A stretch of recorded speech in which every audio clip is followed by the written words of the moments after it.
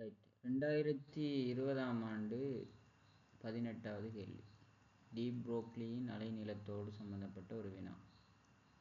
Right, கேள்வியை பாருங்கள். வேகம் வியுடன் செல்லும் ஒரு நியூட்ரனின் டி புரோக்லி அலைநீளம் லெம்டா ஆகும்.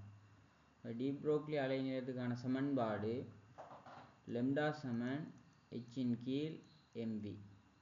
சரி, இப்போ இதில் சொல்கிறான் ஆரம்ப கட்டத்தில் அந்த நியூட்ரண்ட வேகம் வின்னு சொல்கிறான், இது அலைநீளம் லெம்டான்னு சொல்கிறான்.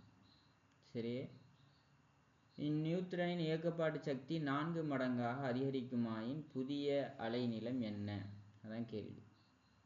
அப்போ இதில் லெம்டா சமன் h/mvயில் நியூட்ரன் திணிவு மாற போகிறதில்லை, பிளாங்க் மாறிலியும் மாற போகிறதில்லை. அப்போ இயக்கப்பாட்டு சக்தி மாறுறதால வேகம் மாறப்போகுது. ஸோ நம்ம புதிய வேகத்தை கண்டா சரி. அப்போ அவன் சொல்கிறான் இயக்கப்பாட்டு சக்திக்கான சமன்பாடு E = 12mv வர்க்கம்னு ப்ராக்கெட்டில் தந்திக்கிறான், தராட்டியும் நமக்கு தெரியும். E = 12mv வர்க்கம். இப்போ இதில் இயக்கப்பாட்டு சக்தி 4 மடங்காகுதுன்னு சொன்னால் 4e ஆக மாறுது. ஹாஃப் நியூட்ரன் திணிவு மாற போகிறதில்லை. வேகம் இப்போ v1 போடுறேன், v1 வர்க்கம்.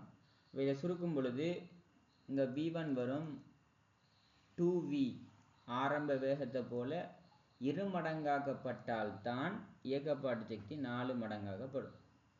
ஸோ வேகம் 2v ஆக இருந்தால் புதிய அலைநீளம் லெம்டா 2ன்னு சொன்னால் h/mv இங்கே 2v ஆக மாறுது.